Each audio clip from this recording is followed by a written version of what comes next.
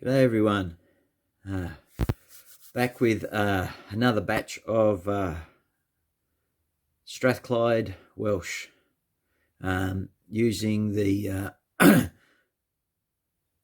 the Irish cavalry sets from Footsore Miniatures. I'm painting these for a customer as for him to use as his Strathclyde Welsh. So they're fairly generic Dark Age light cavalry as such. Yeah, so I just finished another batch of 9, and I've prepped all the rest that remain as well. I'm in the process of prepping them, cleaned up the figures, and just sorting out the bases and things like that. And each of them has takes a little while to clean up. There's a bit of filing, a bit of cutting away of some flash on them. Mostly the bigger chunks of flash are on the horses themselves, and then I fix the riders to the horses. But first I put I mix up some green stuff, and I put a small ball of green stuff on each of the horses where the rider's going to sit. So then I apply super glue to the underside of the rider, and then press down into the green stuff. I just find it gives a much better hold, because they don't always fit very neatly, and sometimes there are odd gaps. And with one of the good things with this particular lot of figures is that the way they're sculpted, they all seem to be sitting on like a sheepskin of sorts, because you can kind of see the detail and the texture underneath the sort of the edge of their tunics and stuff.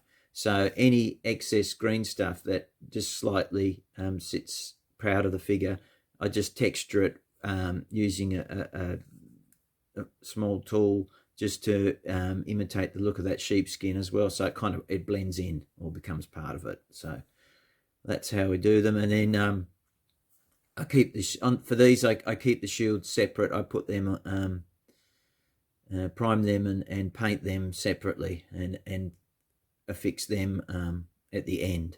I'm finding that a bit easier on these. I don't always do that. Sometimes on some figures the shields are on there from the beginning, but I'm not doing that with these guys. Yeah, so, and obviously being Footsore Miniatures, you have to drill the hands out as well to fit the weapons in, the spears in this case, or javelins, or I'm not sure. Yeah, so then, you know, I apply the grit for basing.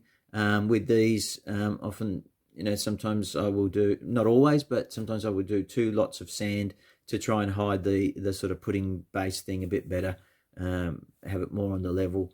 And then if there's any sort of, even after that at the end, if there's sort of odd little lumps and bumps, you can sort of disguise any of that with tufts or other basing material, to make it look a bit, you know, sort of like a seamless kind of appearance. So yeah, and it's not until like the basing grit and all that's dried that these guys actually get undercoated, and then, you know, obviously painted after that. So the shields on all these dudes are just simple freehand designs. I don't know what designs they would have had, the Strathclyde Welsh, so I've gone for really quite generic Dark Age shapes, designs, and I've looked at each figure and tried to choose colours that I felt were reasonably complementary with, or at least didn't clash too badly with the figure itself. For instance, like this guy on the end here, you've got, he has a blue and white shield, the blue to sort of complement the orange. That's the way I look at it anyway. And sometimes when I don't want to introduce another color, because there's already enough bright colors on there, as is the case with this chap here. He's already got a sort of orangey, reddy orange cloak. He's got a green jacket. I didn't want to introduce another different color, strong color, so I've just gone for, like, you know, black and whitish, or, you know, grey and an off-white kind of thing. So that's my thinking on it. Anyway, so here they are. Here's the front row. I'll do them a bit of a turnabout so you can see them a bit better, and then I'll switch to the back row so you can see those too. So I've gone for, again, a real mixture of horse colours. There's some dark grey horses, almost black. There's a couple of those, and there's various browns. I mixed up sort of my painting methods. So I tried a few different things. Sometimes I'll paint using tube acrylics. Sometimes I won't. I think with these I generally wasn't using a lot of tube acrylics, except I did use some tube acrylic black, and in fact on one of them I actually turned it into like a glaze, because it's quite thick, the paint. Turned it into something of a glaze or a wash to sort of darken down the tail and the mane and the socks and stuff like that. Can't remember which one it was now. But anyway, when they're done, sometimes it's hard to tell. As long as it achieves a very sort of similar effect, you don't want it to be any one horse to look jarringly different in terms of the technique. But they do want to sort of vary up the colours. Some of them have got socks, some of them haven't. Usually when I give a horse socks, I like to have at least two, and on different legs. Like say a left front and a right back or something, just to mix it up. Okay, so I'm just going to switch out the guys at the back to the front so you can see them as well. So excuse me while I reach over and do that.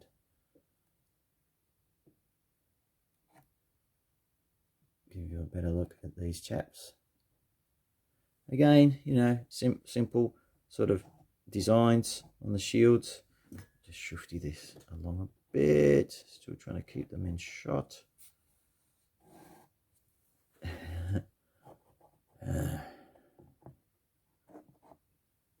Okay.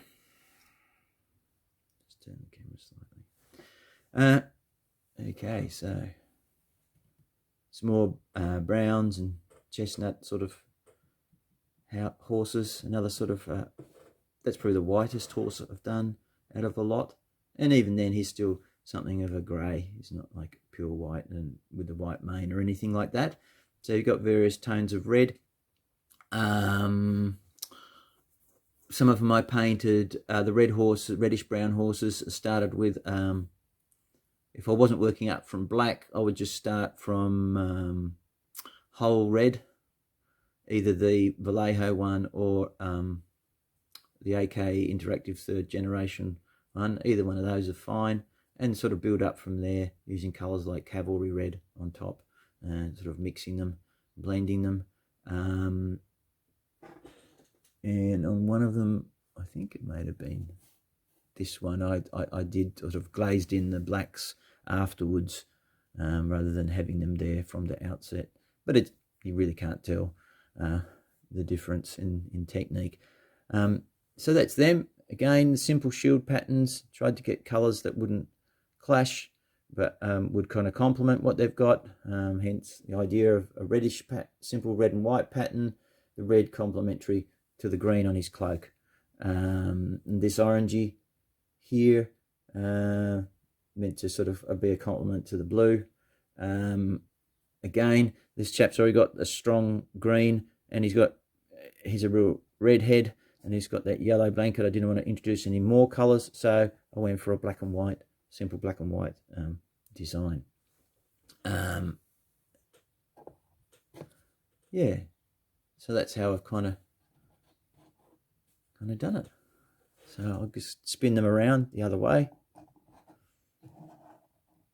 As I said, they're fairly generic Dark Age cavalry. You could use these. I could see that you could use these figures probably for a number of armies. There's nothing too distinctive about them really that would prevent you from doing that, which is good. Makes them a good set. A good set with sort of multi-purpose kind of set. Yeah, so that's the other side of them. All right, guys. Hope you enjoyed seeing them. As I said, at the moment, I'm just starting to prep the next lot, and making good progress. Waiting to see what else comes in the post from our other customers. So looking forward to those. There might be some Romans, perhaps. Not sure yet. We'll wait and see. Just trying to think if there's any other news. Sold some of my colonials the other day to my friend John from Hobart. He was up this way and popped in for a visit, and I sold him some of my colonial 28mm figures to go towards his collection, which he's been building for a while, and so hopefully has lots of fun with them. I've still got quite a few unpainted ones left, a lot, so I might work on them sometime, maybe just for sale, and certainly I've still got some painted Martist figures that I might sell at some stage as well. So yes, all right, guys, well, thanks for tuning in. Thanks for all the videos other fellow YouTubers are putting out there in the hobby, and really appreciate it. Just being able to listen, see what people are up to, and be inspired. You